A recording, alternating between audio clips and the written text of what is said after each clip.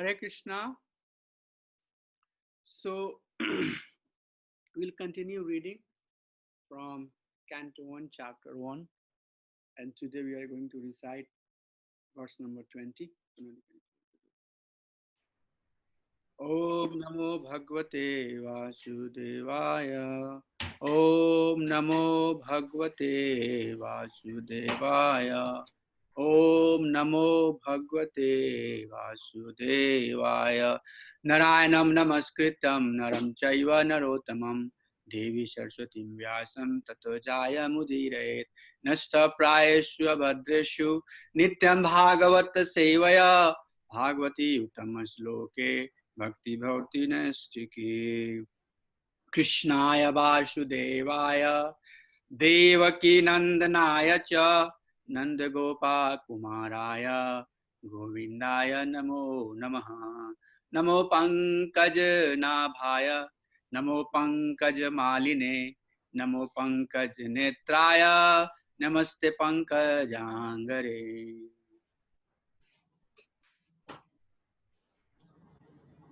ग्रंथराज श्रीमद् भागवतम की जय संबल भक्ति की जय. So verse number 20. Kritva nikila karmani shaharamena keshava ati martyani bhagavan gura kapata manushaha. Kritvan kila karmani shaharamena keshava ati martyani bhagwan gura kapata manushaha. Kritvan kila karmani shaharamena keshava ati martyani bhagavan gura kapat manshaha. Word by word meaning. Kritwan, done by. Killa, what? Karmani, acts. Saha, along with. Ramena, Balram, Lord Balram. Keshava, Shri Krishna. Ati martyani, superhuman. Ati martyani, superhuman. Bhagwan, the personality of Godhead. Guraha, masked as. Kapata, apparently. Manushaha, human being. Translation. Lord Sri Krishna, the personality of Godhead, along with Balram, played like a human being, and so masked, he performed many superhuman acts. So masked, he performed many superhuman acts. Lord Sri Krishna, the personality of Godhead, along with Balram, played like a human being, and so masked, he performed many superhuman acts. Purport by His Divine Grace, Shri Bhakti Vedanti Swami, Srila Prabhupada ki jai. Prabhupada ki jai. Purport. The doctrines of anthropomorphism and zoomorphism are never applicable to Sri Krishna. Okay. Or the personality of Godhead. The theory that a man becomes God by dint of penance and austerity is very much rampant nowadays, especially in India, since Lord Ram, Lord Krishna, and Lord Chaitanya Mahaprabhu were detected by the sages and saints to be the personality of Godhead as indicated in revealed scriptures. Many unscrupulous men have created their own incarnations. The process of concocting an incarnation of God has become an ordinary business. Especially in Bengal, any popular personality with a few traits of mystic power will display some feat of jugglery and easily become an incarnation of Godhead by popular vote. Lord Sri Krishna was not that type of incarnation. He was actually the personality of Godhead from the very beginning of his appearance. He appeared before his so-called mother as four-armed Vishnu. When at the request of the mother, then at the request of the mother, he became like a human child and at once left her for another devotee at Gokula, where he was accepted as the son of Nand Maharaj and Yashoda Mata.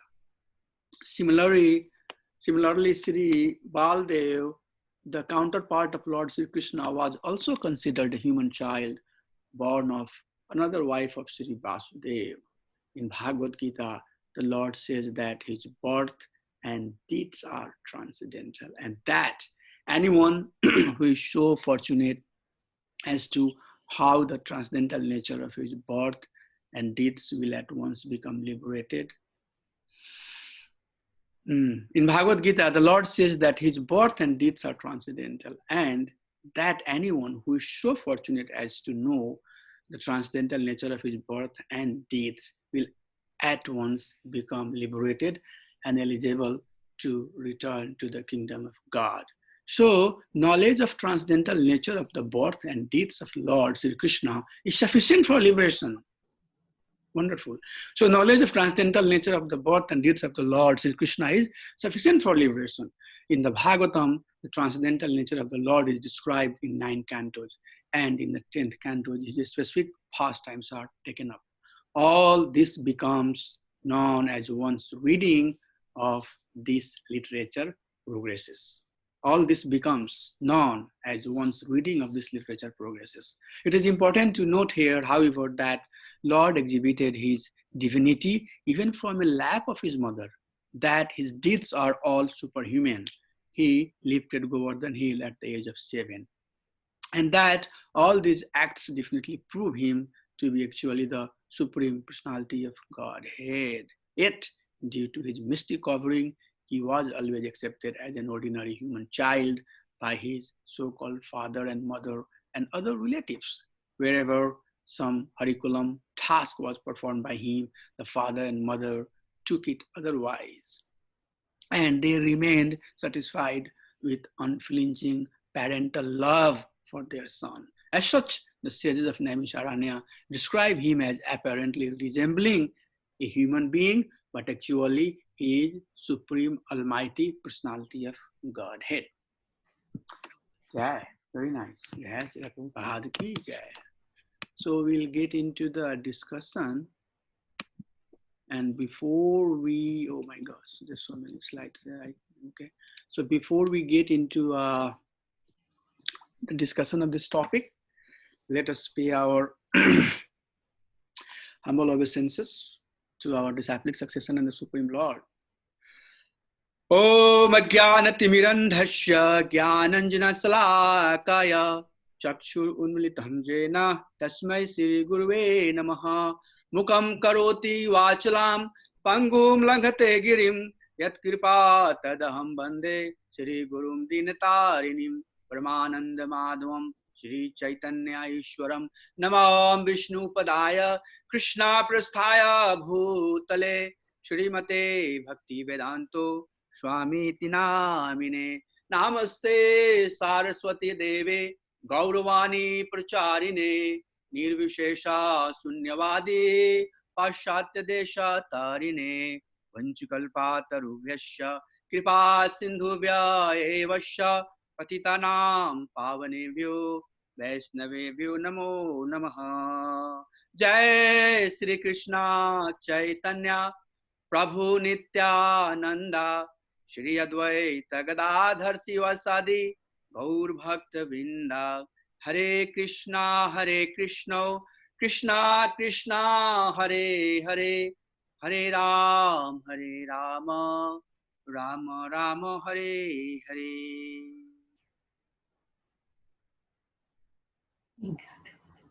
Hare Krishna. So today we are going to read a very, very beautiful verse, and a lot of good discussion will come as a follow-up. So please pay your attention. and try to get as much as you can, because there are a lot of information here. And I would like to share whatever understanding I have on that subject, but this is a very, very powerful verse. So as usual, before we get into the discussion, I would like to summarize the purport, what exactly is being spoken in the purport, and then from there we'll go. So the first statement Prabhupada is making, that the doctrines of anthropomorphism and zoomorphism are never applicable to science. What does it mean? So the first word is basically anthropomorphism. Anthropomorphism. What does it mean? It means basically that something was not in a human form. Something has no form, but just to fulfill certain goal, it has taken a form. That's the meaning of it. And then the second word is basically zoomorphism, means something has a form to fulfill some activity, to deliver against some goals, and then later this is not going to have the form.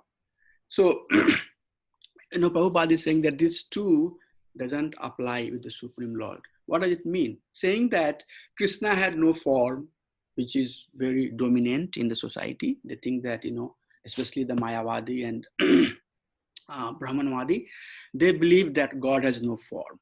And when God has to do certain specific task, he empowers somebody as a human, and that person comes and does the job. And then when the job is done, then that person leaves, and then again becomes impersonal, or a personality, not a personality, if with no form, merged into a Brahman, and then there is no identity. There is no identity is the technical word, or entity or identity after merging into the Supreme Brahman. So these two statements doesn't apply with Supreme Lord. What does it mean? It means that Lord has form, and he comes in that form, and then when he leaves, his form continues. So it's not like that Supreme Lord does not have form and he takes form for certain specific task. That is not true. That's the first part of the purport.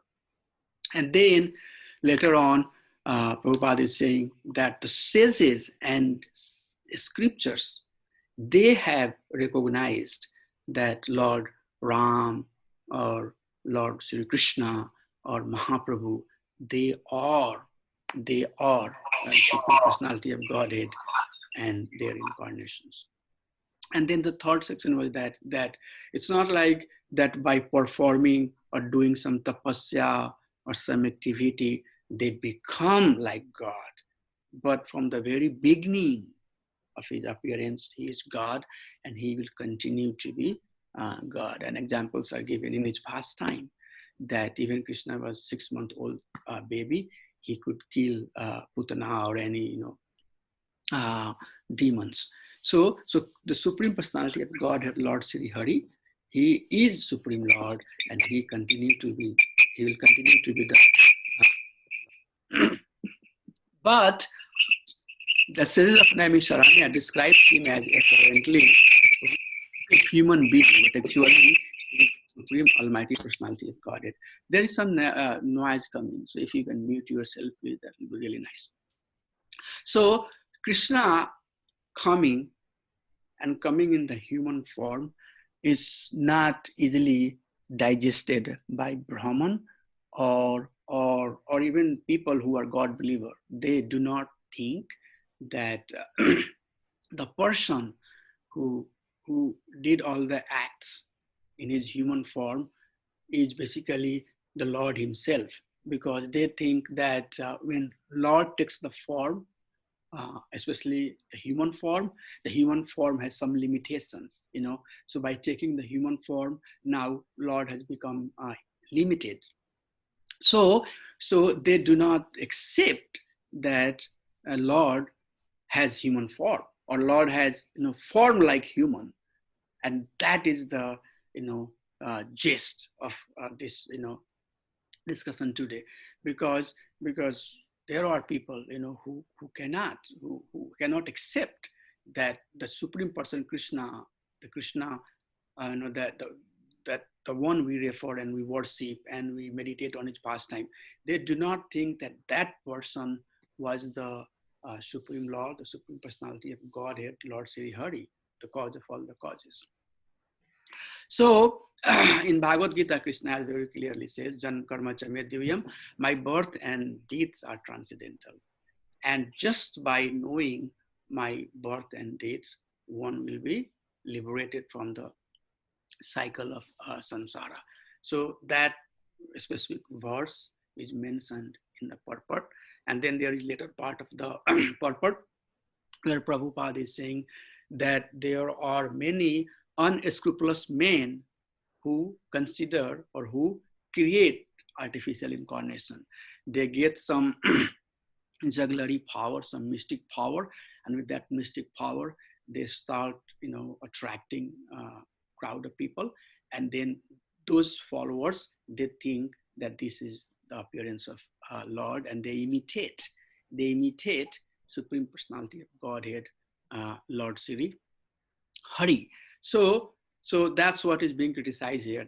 That concocted incarnation is basically has become an ordinary business, especially in India. And Prabhupada is very much pointing out that in the Bengal, Sahajiyas and all of those, they imitate and they perform the pastime of Radha and Krishna. They put that out of Radha and Krishna. So Lord Krishna is not that type of incarnation. That's what basically the purport is summarizing, that Lord Krishna is not that type of incarnation. He was Supreme Lord and he will be Supreme Lord. So what I did is that to make this point very clear and develop some insight and give some supporting, kind of background, we have 4 major topics that we are going to discuss. The first one, of course, we just finished, purport and summary, and then I'll just introduce to set the theme. And then we'll see what is the fate of the people who is bewildered when they see Krishna as a human being or human-like being. And then the third one, we'll see what are the various school of thoughts and what are their understanding about tattva, especially the Jiv tattva and Bhagwan tattva. And then finally, we will have few technical definitions from Bhagavad Gita, Srimad Bhagavatam and Chaitanya Charitamrita to summarize who exactly is Bhagwan. And what that will do is that, the intent of this presentation is that it should make very clear to us that who is God and who should be considered God. And if we see somebody, out there who is being claimed, like Bhagwan Rajneesh, and there was some Baba, Sai Baba, they all gods, they all became the gods. We should, as a devotee, should not be getting distracted or have anything to do with this type of personality. Rather, we understand as it is who is the Supreme Personality of Godhead. So before we get into the discussion, so in the societies today, if you really look around, there are Christian religion, there are Islam religion, there are even in India, there are so many faith and belief and types of worship going on, but very few, if you really look at very fraction of all the people who have faith in God, who believe that there is God. There are, of course, there are many, people, there are a majority of the people in the society who believe that there is God. That part, I mean, I can agree. In America says that in God we trust. So by default, the American people, they believe in God. So that part is kind of, well understood that yes, there are people who believe in God. But having believed that God is a person, especially Sachidananda Vigraha, a person, who is ever young, ever youth, playing flute and, doing all the pastimes with the cowherd boys. That belief is very, very, very, very tiny fraction. So even in Hindu, background, people think that Shiva is God or Ganesha is God. There are so many gods. When they come to Krishna, they see him a different person. So all of that, if you put together, there are very, very tiny fraction of the people who think that Lord has a form and Lord can come in human-like form, not human form.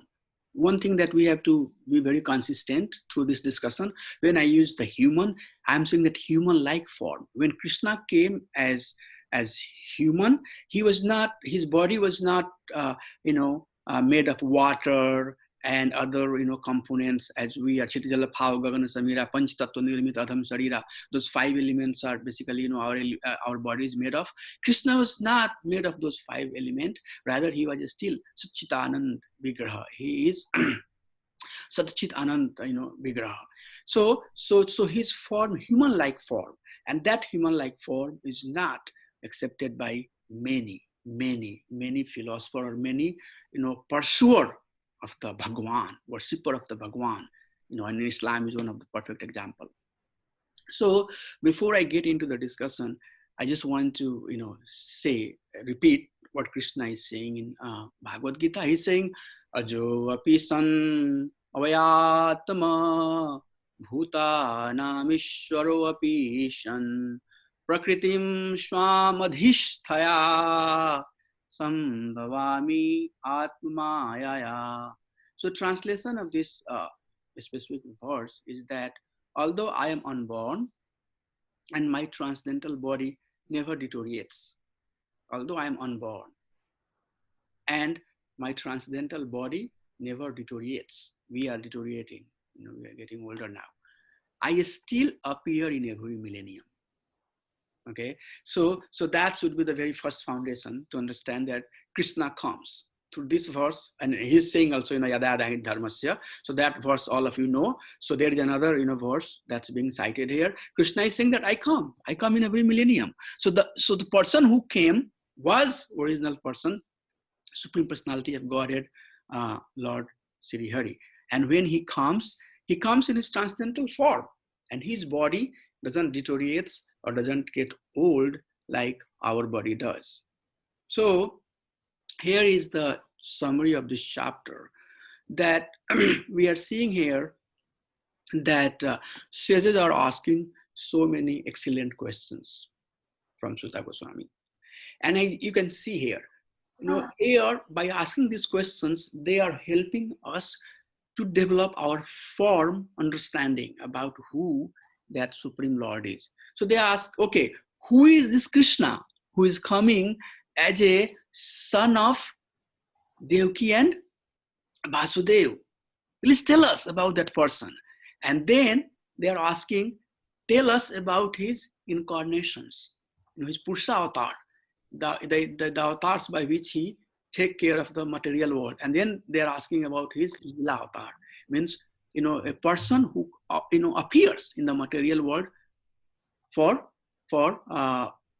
establishing the dharma, to help protect the dharma.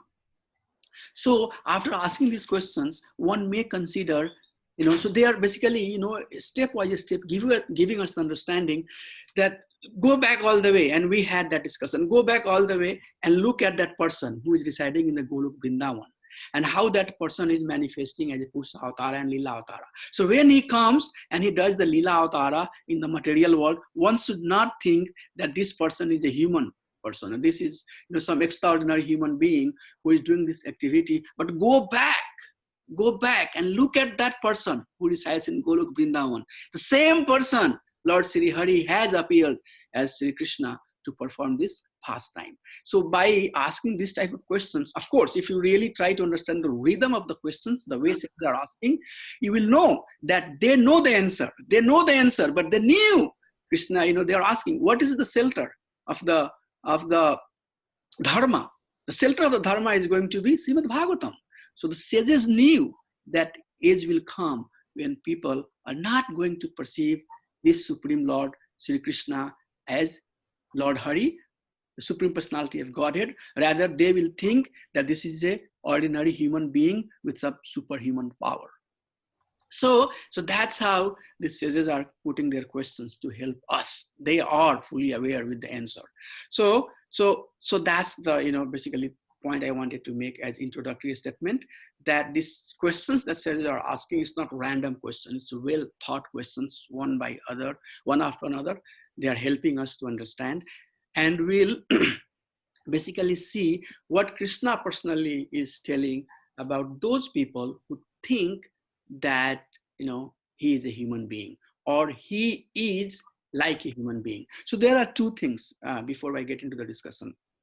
The one thing is that there are people who do not consider that Lord has a form. That's one caveat. There is a group of people who do not consider that Lord has a form. Second point is that their Lord can come as a human being, but they do not think that the form coming as a human being is the Supreme Lord. So yes, there are some superhuman activity that some human being can do. But if Lord is coming as a human being, he's not Lord. He's not Lord. So these two things. Lord has no form. If somebody like Krishna is coming in human-like form, then he is not God. Okay.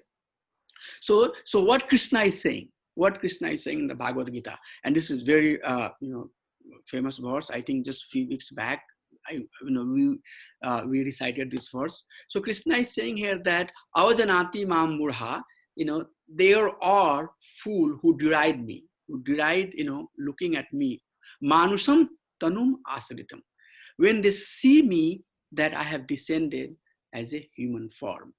From bhavam ajananto, they do not know my transcendental nature, mam bhuta maheswaram, as the Supreme Lord and proprietor of all that be. So Krishna is saying that avajananti ma murha, the person who are murha, Krishna is saying, they deride when they see me as a human, because they do not know my transcendental nature. Okay, so Krishna is literally telling that type of person who think that Lord cannot appear as a human form is nothing but a murha. Okay, so who is that murha? Now the question comes, who are that people? Who are that people who is behaving like a murha, as a fool? And in 16th chapter, the title of the chapter is Demon and Demoniac Nature. Krishna in verse number 23 is explaining who is that foolish person. That foolish person is Yah Sastra Vidhim Utsrijaya Vartate Kama Kartaha Nasah Siddhim Aponati Na Sukham Na Paramgatim. So Yah Sastra Vidhim Utsrijaya, he who discard the scriptural injunctions. Vartate Kama Kartaha, and acts according to his own whims. So one who rejects the Guru Shastra and Sadhu, especially in this reference, the injunctions, the instructions that given to us by Shastra, and acts according to his own whims. Nasa siddhim aponati, na sukham na paramgatim. So the person who acts according to his or her whims and do not take the injunctions of the Shastra, they are the fool. So please be very careful.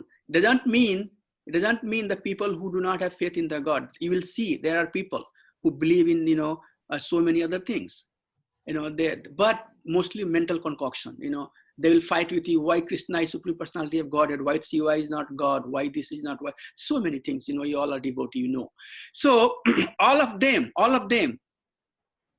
The main point that is mentioned here is that who doesn't act as per the instructions of the Shastra, they are fool. They are fool. And what happens with those fool? Whatever endeavor they make in their life, all of that endeavor is going to be doomed. All of the endeavor is going to be doomed. I'm not saying, Krishna is saying here that they would never attain any perfection, no happiness, no liberation. Okay, that is further elaborated in verse 12 of 9th chapter. And this is very, popular verse. Most of you, I'm sure, know. Moghasha mogha karmano mogha jnana vichet saha rakshim asurim chaiva prakritim mohinim sritaha. So whatever activity that they are making, if somebody is believing in God, but that belief is not based upon the injunctions of Shastra, then he's not going to attain the God. He's not going to attain the perfection. If somebody believes in karma kanda, he's also not going to attain the result of the karma kanda. If somebody is, believing in jnana, moha jnana, see here, jnani, if their practice is not based upon the injunction of the Shastra, he's also not going to get the result. So Krishna is saying that even somebody is trying to come to me, but he's not coming through the injunction of the Shastra. Somebody is in the karmic activity, somebody in the jnanic activity, somebody in the yogic activity. All of those activities are going to be baffled because he is fool, because he is doing the things which is not based upon Shastric injunctions. Very clear. Okay, so this should give you understanding that how important is knowing the Shastra, how important is knowing what we are doing. We are investing our time, energy, resources to attain the love of Godhead. We should know who the God is. This is our responsibility. Not being just emotional person, not being somebody coming from the Indian background and having some faith in the God. That's good, but being a serious person, being a soul who are really aspiring to attain the love of God, we have to first know who the God is. And here Krishna is saying that act for the injunctions of the Shastra. Don't get confused that when I am coming in human-like form, I'm one of you. I'm human. And that's what the major mistake, society does. They think that Krishna is a superhuman being. So very strongly here, it's recommended that the faith of a person who is not acting on the instructions of the Shastra, all the endeavor that they make is just baffling. All of them is just going to get doomed. So that is one of the slides I wanted to share. And then I want to give you a glimpse, a very beautiful glimpse of all the pastime of Lord Hari. Super beautiful pastime, and I'm sure you all are aware with many of these pastime.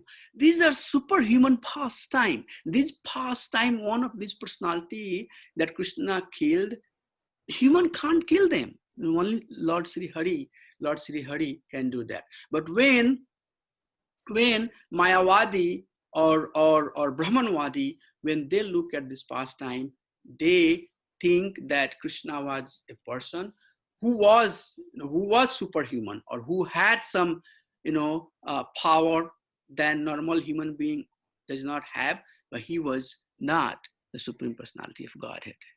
And go ahead. Sorry to interrupt. You are not sharing your slides. I think you are reading from slides and not sharing it. Oh, my slide is not coming there? No, Prabhu. No, Prabhuji. That's why I have also written in the chat room. But please, please tell me. I think I'm sharing my slide. Oh my gosh. But it says here that stop sharing. It says that I'm sharing. So what is sharing? What is being shared right now? Currently, we see your only video. Oh gosh. Thank you, Prabhu. Oh, thank you so much. So there is something here that's not happening the way it should have. Prabhu, sorry. You should have told me before, because I want all of you to see this slide. It will tell you a lot of information. So let me share once again. Thank you, Prabhu. Please confirm once you start seeing it, okay? Yes, Prabhu, we can see it now. Oh, Prabhu, sorry. So let me go back to the slides, okay? Let me go back. So this is the translation slide. Then I summarize the purport, and then this is the verse that I said where I made the statement that Krishna is saying that my body is never deteriorating. It doesn't deteriorate, and I'm not like ordinary human being, but I still appear in every millennium, and that set up the foundation that Lord do come. And then I went over this summary slide where I said that all the questions that sages are asking, those questions are very relevant because they are asking for our welfare. These questions are being asked so that we can develop our understanding about the Supreme Lord. And then I made a point that the Lord, when he comes, and does his pastime, this is the same Lord who is residing in the Golok Vrindavan. And we had so many discussions and so many slides I was showing you that here is the Golok Vrindavan, here is Mathura Dham, here is Dwarka Dham, here is Vaikuntha planet, here is the material world. The Lord, when he comes to the material world to do his activity, the same Lord who resides in the Golok Vrindavan is coming and doing his activity. And then after that, I shared that slide. And that slide, I think you should have seen it, but I'm just going to summarize it. I said that, I referred the verse that is spoken in Bhagavad Gita, verse number 11, what Krishna is saying about the people who do not, believe that he has a form, or when he come as a human-like form, they think that he is just the human. They don't accept Lord as a human-like form. So who they are, Krishna is saying that they are the fool. And why they are fool? That definition is given in Bhagavad Gita. Krishna is saying that they are fool because they do not act as per the mention of Shastra.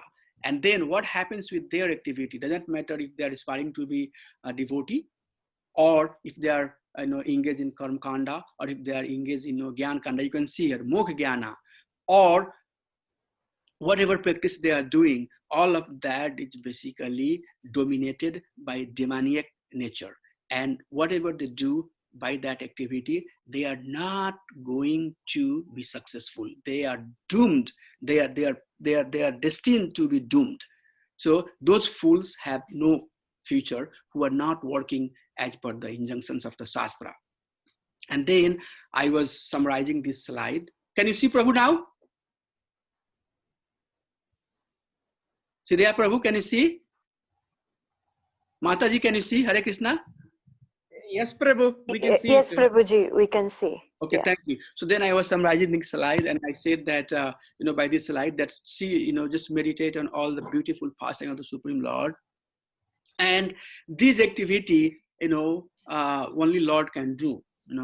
As a 6-month, old boy, he killed Putana. Only Supreme Lord can do. But still, seeing all of this, super transcendental pastime, still there are people who believe that God has no form, or if God has come, like Lord Sri Hari, as you are seeing here in many frames, he's not the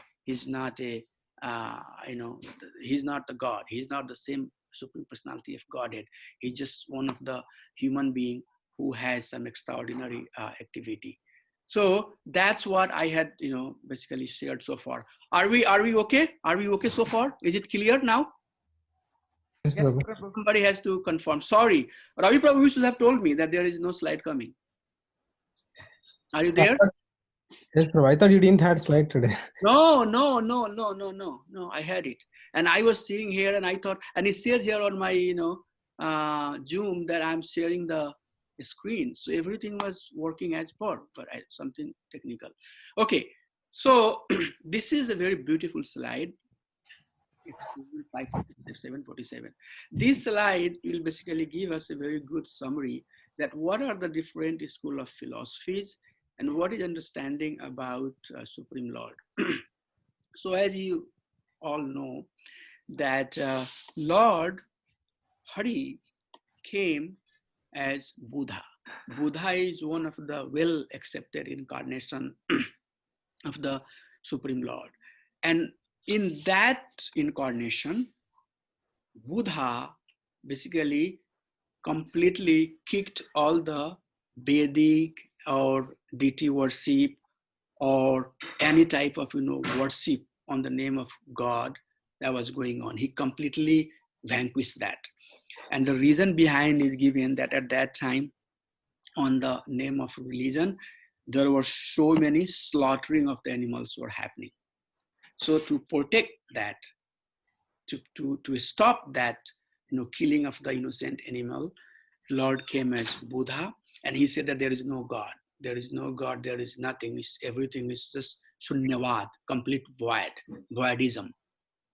So, he took the help of, Ashok and other, kings, and spread his teaching all over the world, at least at that time. And he, what he did is that he completely took the Veda out. Then Sankaracharya was appeared, and Sankaracharya, as we know, he's from Mayavadi school. So he came and he said that basically the Hari is true, the Lord is true, but this material world is basically mithya. And what he did is that he established the Veda. He basically raised the consciousness, or raised the awareness, and established the Veda. So Sankaracharya, although we criticize him a lot, but Sankaracharya has done one step for establishing the Vedic culture. What he did is that he brought Veda back, and he said that no, there is Brahman, there is Supreme Lord, and what he did was that he established the Veda, but he said that all the human beings and all the living beings, all of them are basically the Brahman. So you are God, I am God, he is God, she is God, everybody is God. And the only problem is that we are God, you are God, but we do not know we are God. Why we do not know? Because we are in the ignorance. And he said that once this ignorance is vanquished, then you will revive your original consciousness and you will become God. So that was Sankaracharya's teaching. And you will see that Mayavadi school, Advaita school, Swami Vivekananda is one of the good example. His followers and that school is teaching this message. Even today, if you listen to them, please don't listen to them, but they say that you are God, I am God. But the only problem is that the ignorance has covered us, and due to that ignorance, we are not knowing that we are the God. And the example that given is that the rope appears to be snake because of the ignorance. So once this ignorance is gone, then we will become supreme, Lord. We will become, as good as Lord, and we are Lord. So there is nothing real but one Brahman. At least he said that the God, he established the Veda, and he established the Brahman, the supreme Lord. So this is not basically one of the bona fide. Mayavadi school of philosophy is not one of the bona fide school for based upon the Vedantic philosophies, or not one of the bona fide Vaishnava, I should say, not one of the bona fide Vaishnava philosophy. So we do not really do much, about Mayavadi school, or we do not really pay much attention to Mayavadi school. But just to make the point, I have this column here and highlighted in the yellow color just to set the foundation, or just to make the message clear that this is the Mayavadi school of Sankaracharya, who teaches that Brahman is the ultimate truth, and everybody will basically become Brahman, or will merge into the Brahman. So there are 4 schools, bona fide schools, and one of them is Rudra, which is basically so the columns that I have here is, we are going to see the name of Sampradaya, and then the prominent Acharya, the Acharya who was prominent in that Sampradaya, and then the Tattva, the Supreme Tattva, and then Jiva Tattva, how they correlated those 2 Tattva, and then we'll have some definitions to make that point more clear. And then the last column is basically the main commentary, the main bhashya that Sampradaya is basically based on. So Rudra Sampradaya, the prominent Acharya for that Sampradaya was Vishnu Swami, and later Balvacharya, he came, and their understanding is Suddha Advaita.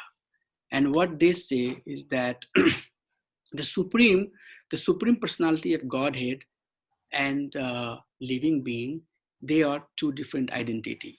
That's very good. So from here, we start seeing that the Jiva and Paramatma, the Bhagwan, they are two different tattva, but the quality is same.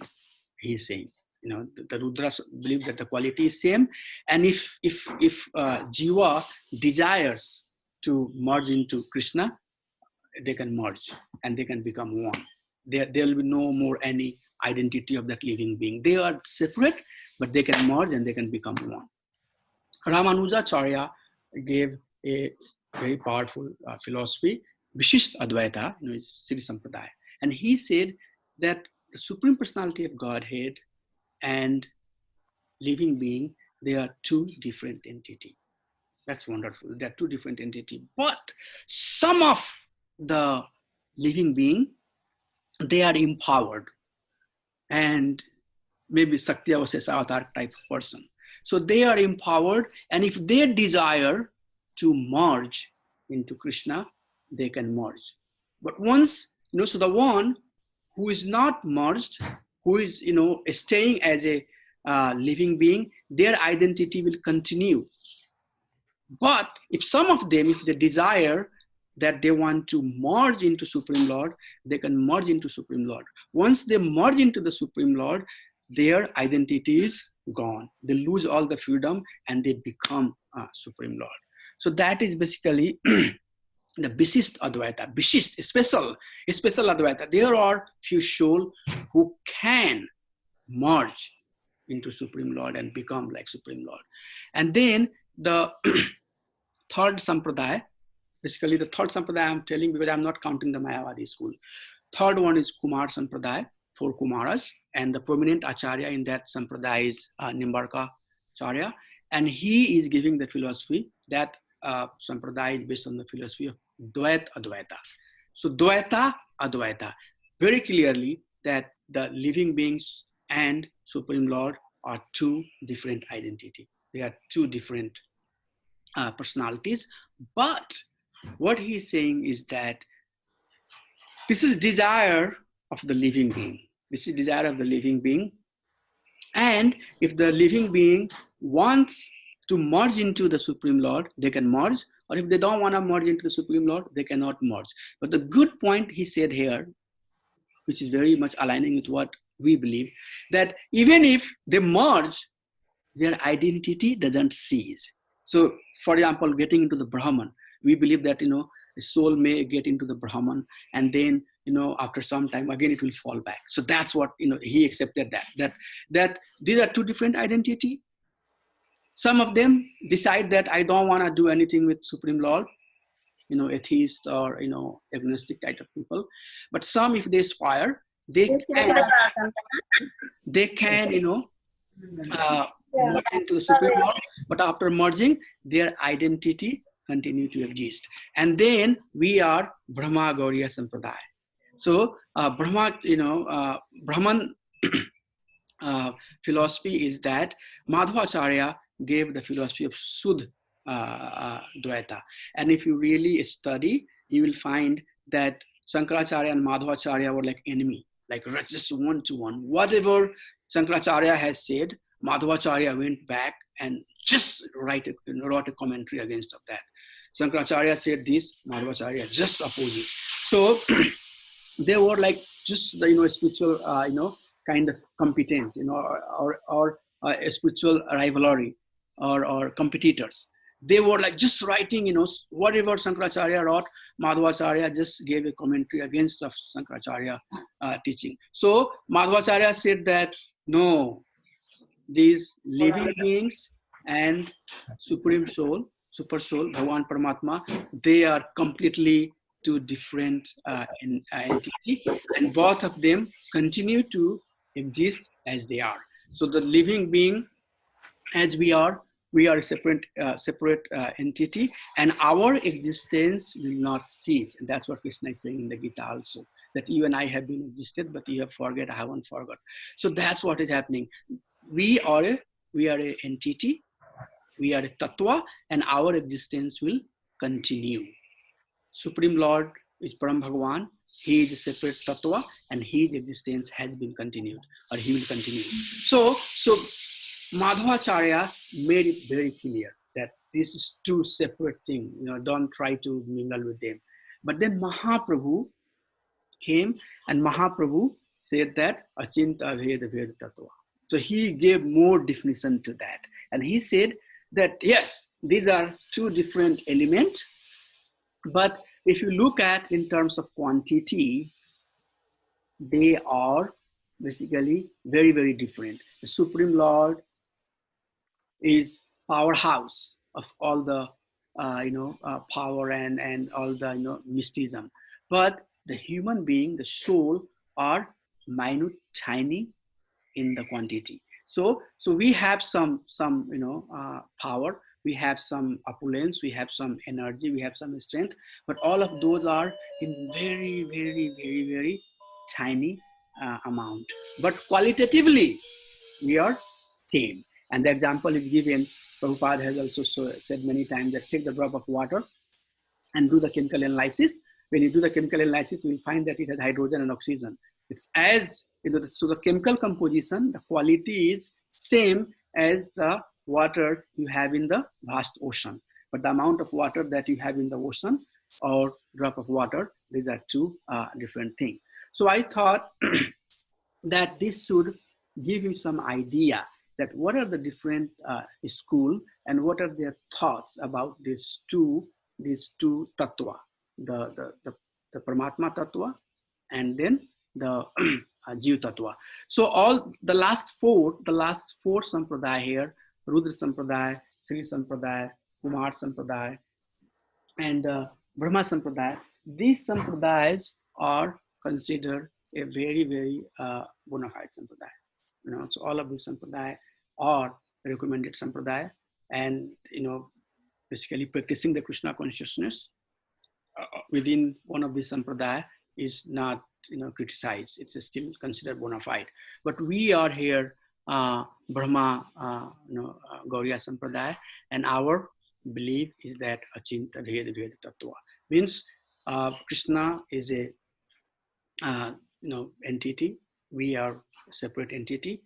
Quantity wise, we are very, very minute, but quality wise, we are as Krishna has all the quality, and through the devotional service, we basically choose our destiny. So this is some understanding coming from different school. I had two more slides, and I see that it's already 8 o'clock. So here is another slide that I wanted to share. So what happened is that you saw all the pastime of Supreme Lord, and when those pastime happened, many of the Brajvasi they heard about it, but they not literally saw all the everything happening, like Krishna killing Putana, how he killed and what happened during that killing. They knew after, but they really didn't see how Krishna killed Putana. But in this particular pastime where Krishna is lifting the Govardhan hill, everybody was there. Like all the Brajvasi were, residing there, and they 7 days, 7 nights, they saw Krishna. So by seeing this, they got now full, kind of doubt. Before, as you can see, and Prabhupada is writing in the purport also, that the Brajvasi were basically thinking that this is our pious karma, or this is mercy of the Lord Vishnu, that Krishna was protected. Krishna, they never understood that Krishna is the Supreme Personality of Godhead. They took all of his pastime, like, something which was favored by Lord Vishnu, or something that was favored by their pious karma. So one may think that why these devotees of Supreme Lord are not thinking that Krishna is the Supreme Lord. And the answer is given for these two reasons. And if you read the pastime of Krishna book, you will see at the end of each killing, all the Brajvasis are praying, and they are saying that, oh Lord Vishnu, thank you for saving Krishna.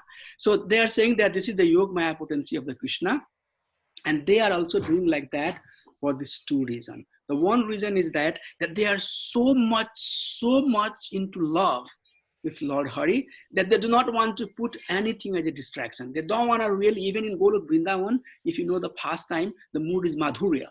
So there, nobody think that Krishna is somebody very, very special. That type, that type of understanding is not there in Golok Vrindavan also. So same Brajvasis, when they come and when they are part of the Lord's pastime, they are so much so in love with Lord Hari that they don't want to, think that, Lord is basically something very special. That's that's one point. And second point is that service.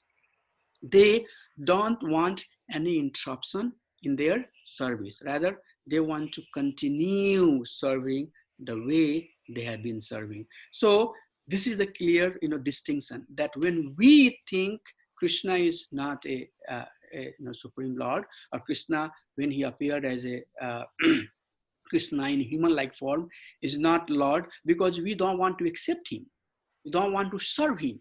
But on the contrary to it, when Brajvasi is doing that, they are doing it just opposite, because they have love, which they don't want to really compromise, or they have the service that they have been doing for Krishna, and they don't want to compromise with that attitude. So this is the point that I wanted to mention, because if you read Bhagavatam or Krishna books, you will come with that kind of, that type of doubt. And here you can see that that's not true. They are not believing in that because they want to love Krishna more, they want to serve Krishna more. But with this pastime, they also got bewildered that, this Krishna, whom we think that this is one of our, gopi, gopas, and we have been playing with him and doing all the things, Jasoda Mata is chastising him and all of that. But this person is more, above or much, beyond than what we were thinking. So next slide is basically what I'm trying to present is that what is the technical definition of the God? And I'm already 5 minutes late, I can't finish it, but I can just summarize it, that there are multiple ways, there are many unlimited way we can give the definition of the God. This is not limited only to what I'm showing here, but at least, some effort, to basically define who is Lord. So there are basically two major categories. One is based upon the tattva, and the second one is based upon the rasa. And for tattva, how the philosophy-wise we see who should be considered Bhagavan. And then from rasa-wise, the very generic understanding of the Supreme Lord, and then the understanding of the Lord in terms of his power and opulence, and then mercy, in terms of mercy, and then sweetness. And I have cited, verses from Bhagavad Gita, and then, Srimad Bhagavatam and Chaitanya Charitamrita to back up that how Krishna can be seen as a Bhagwan in terms of mercy, or in terms of sweetness, or in terms of power. So I think I'm already late, and this is something maybe I'll capture later. I'm just gonna pause it here and see if there is any discussion. But this slide, I'll try to explain later, because there is so many things that I will have to talk to make the point clear here. But the summary is that these are the definition of God in words of God. These are the statement, that Krishna is literally saying that, yes, here it is, I am the God, I am the God. So we'll understand, and we'll study this later. I just wanted to summarize that we went over this slide where I shared that the Brajvasi, they don't want to have any interruption in their love and service to the Supreme Lord. That is why they don't want to think anything more about Krishna. Then we went over this slide and tried to understand what are the different schools, what are the different philosophy. And we started with Mayavadi. Mayavadi is not one of the bona fide sampradaya, but these four are, bona fide sampradaya. And it's been said that Shankaracharya basically bought the land. Shankaracharya bought the land. Ramanujacharya, when he came, he built a temple. So that's what Ramacharya's philosophy is. Ramanujacharya philosophy is that when he came, he built a temple, and then when Madhvacharya came, he established the deity. And when Mahaprabhu came, he taught us how to do the deity worship. So after Lord Buddha, when everything was completely vanquished, Ramanujacharya and Madhvacharya and Mahaprabhu, they completely established the Vedic foundation. So that was the intent of going over this slide. And then we looked at some of the pastime of the Supreme Lord. And then we also discussed what is the fate of the people who are fool, who think that Krishna is a normal human being, and then the summary. So that's all we discussed so far, and I think I'll continue the last slide maybe somewhere when I find the suitable time. Thank you, Hare Krishna. I would like to conclude here. Sorry, so many things I have to share and I have to keep on talking. So please forgive me if something was not clear. But is there anything, any last minute, 1 or 2 minute discussion? Hare Krishna, Prabhu. Hari. Prabhu, I had actually 2 questions. I don't know if you have time for that. Yes, Prabhu. So if you could go to the slide where you talked about these 5 different philosophies. So Yes, here, Prabhu? yes, Okay. Prabhu. So my understanding from this slide is that that in the Suddha Advaita, the Supreme Personality and the living entities, they're always distinct. Whereas in the other ones, they can, like the living entity can merge into the Supreme. Is that the right understanding, Prabhu? So in Suddha Advaita, they are qualitatively same. So what does it mean? They are saying that in Suddha Advaita, basically, my understanding is that they are different, but they are same in quality. And when they merge into the Supreme Lord, their freedom is now completely seized. So 2 different quantity, 2 different entity, but once the one entity is merged into the other one, the entity, the existence of the one is completely seized. So they become one ultimately. That's what it's mean. So Suddha Advaita is saying that they are different, but they become one. Okay, so Prabhu, because I mean, I was just thinking of an example, like in the Bhagavad, we're reading about the pastime of like the Shishupal when he merged into the Supreme, he merged into Krishna, that is Sajujya Mukti. So how do we understand Sajujya Mukti in the Suddha Dvaita, like the first one? So how do we understand that, like, did he still have his identity after merging into the Supreme or not? With that part, I'm really not sure that what exactly happened. In my understanding, even one merge into Brahman, in Brahman, their identity continue to exist.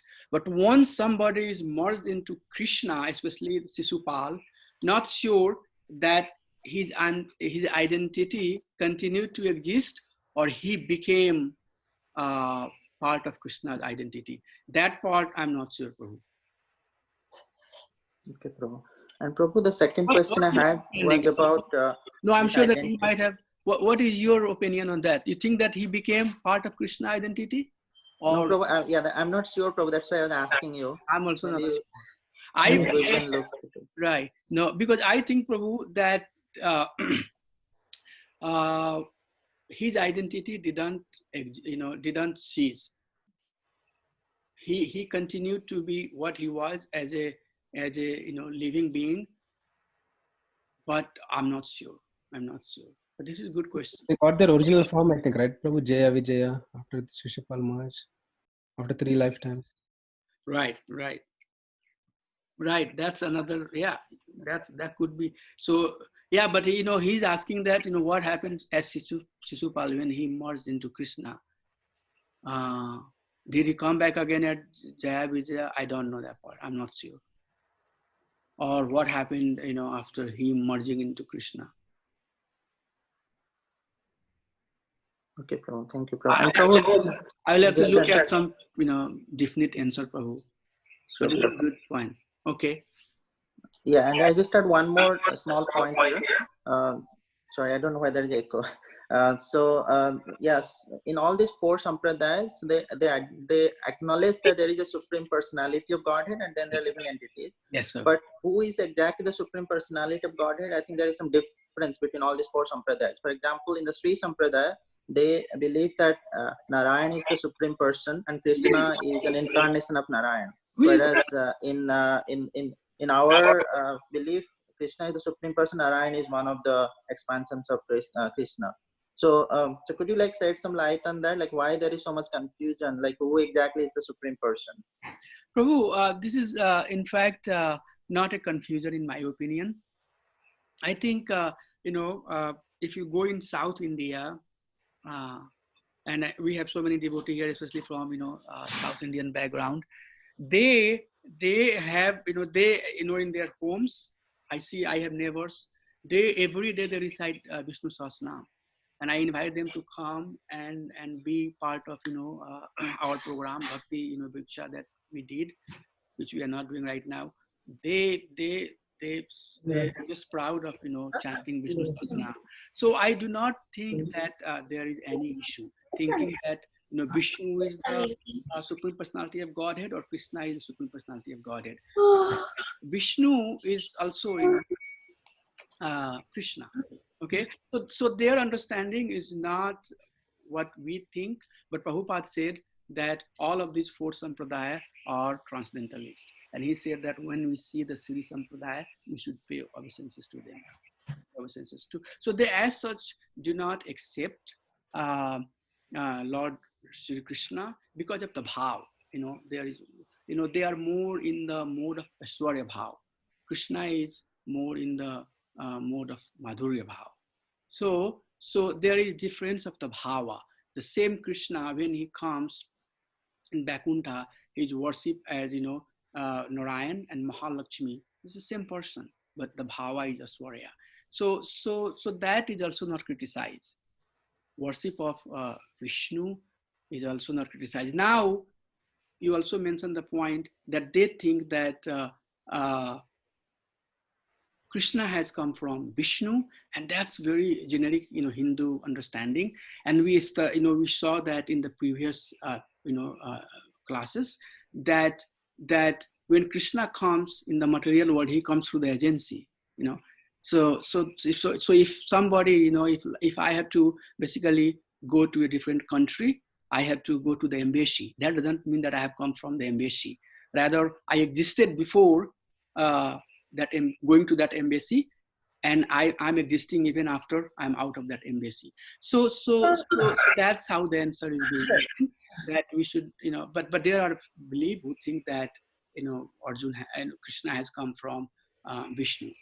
But to some extent, that is also not as bad as thinking here, what Mayavadi thinks, that Lord has no form, all of us will become, a supreme personality of Godhead, we are supreme personality of Godhead. Because I'm sure you know that Brahmameti, Paramameti, Bhagwaneti Sabda. This theory understanding of the Supreme Lord is supported. This is, so if somebody is in the Brahman understanding, yes, it's not complete understanding of the Supreme Lord, but you cannot say that if somebody is believing in the Brahman, then he is completely, out of track. No, that person has, future to go to Lord Sri Hari as, as Bhagwan.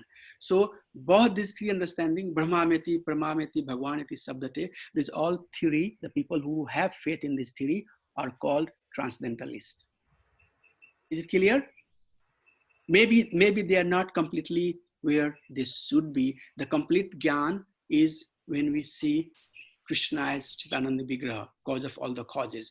But somebody in that process is also okay, as long as they are on the right path.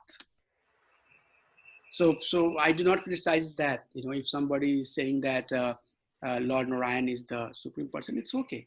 It's okay. It's not criticized too much. I don't know if it helped you or confused you, or if you have something. Yes, Prabhu. Thank you, Prabhu. If you have something, you can share more. But in South India, especially Prabhu, Lord Narayan is worshipped like so opulently.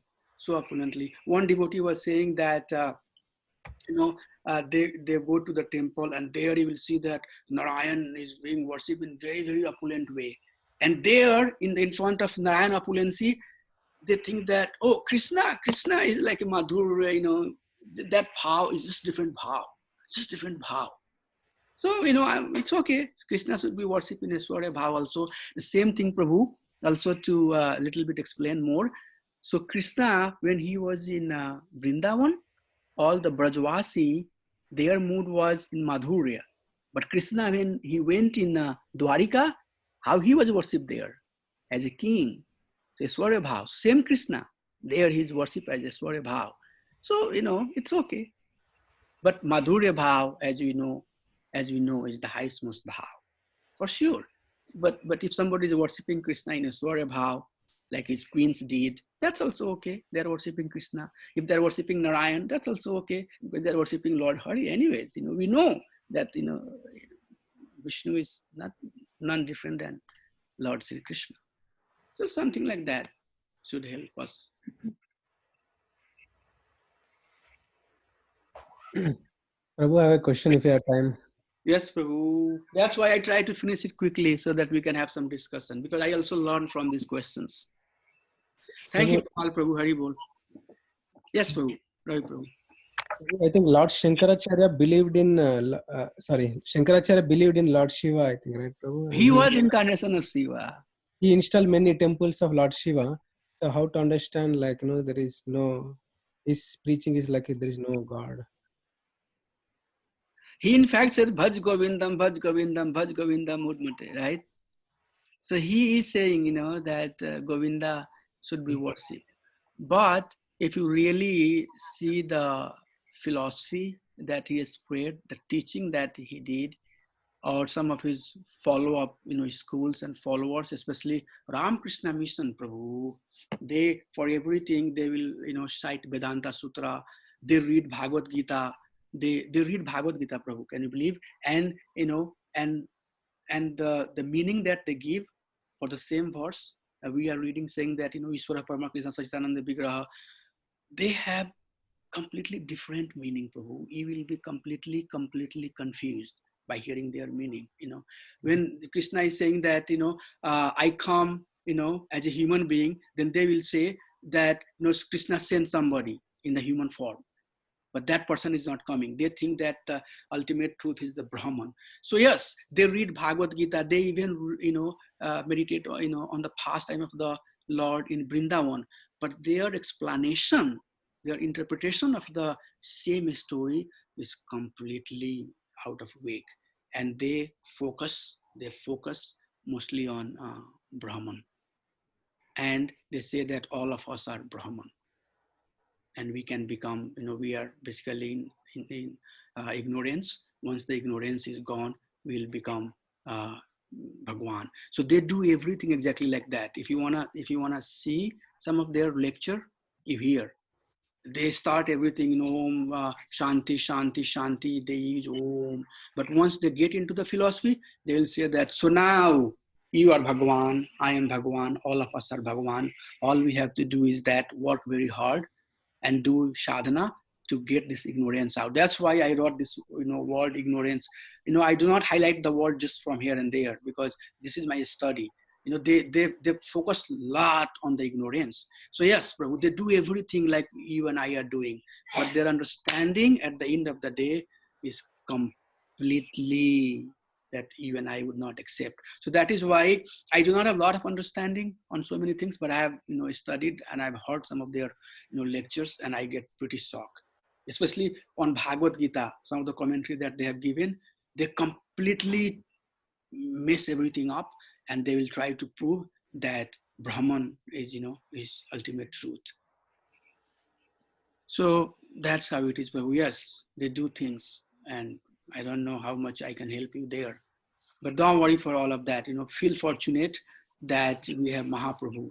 No, just to understand. No, you're right. Right. Yes. So I think I answered, they do everything, but their understanding is still quite different. They read Bhagavad Gita, their discourse will start from Bhagavad Gita verses. And they call Swaminand Swarupa, Acharya. They are Acharya, they are sannyasi Prabhus. None different. In fact, all the Vedantists, they think that, so the way they say is that, so we know that there is Karma Yoga, there is Gyan Yoga, and then there is, Bhakti Yoga, right? So they will say that the highest most process is Gyan Yoga. Okay, Bhakti Yoga is for the people who are emotional, for the people who cannot understand the Shastra, who cannot understand, the Tattva. So it's okay. It's okay for them to just do the bhakti based upon their emotion. But once their emotion will flourish, and once they will have the jnana, then they will practice Jnana Yoga. So we say that from Karma Yoga, one will come to the Jnana Yoga, and then will come to the Bhakti Yoga. They will say that from Karma Yoga, will come to Bhakti Yoga, and then ultimately will come to Jnana Yoga. So Jnana Yoga, they will say that this is the highest most yoga, because there you are in complete knowledge. And we say that once you come to that complete knowledge, then you think that you have become the God, and you become God. You merge into the Supreme Lord. So these philosophies are, who you are hearing from. That is why, Mahaprabhu and Prabhupada said that close your eyes, close me into a cage of a tiger. I'll be happy there. But don't give me the association of this Mayavadi, because they are the real enemy of Krishna, because they do things. And that's why this Mayavadi is very, very dangerous. You know why? Because they pretend, they talk Bhagavad Gita. Okay. They talk the Shastra, they talk their scriptures, but the interpretation that they give is completely against. And that is why they are much dangerous than innocent people. People who do not have faith, people who are not worshipping the Lord Hari, we can go very easily and convince them and tell them that Lord Hari is the goal of everybody's life, please worship him. But these people, they have jnana. And with that jnana, it's very hard to convince them.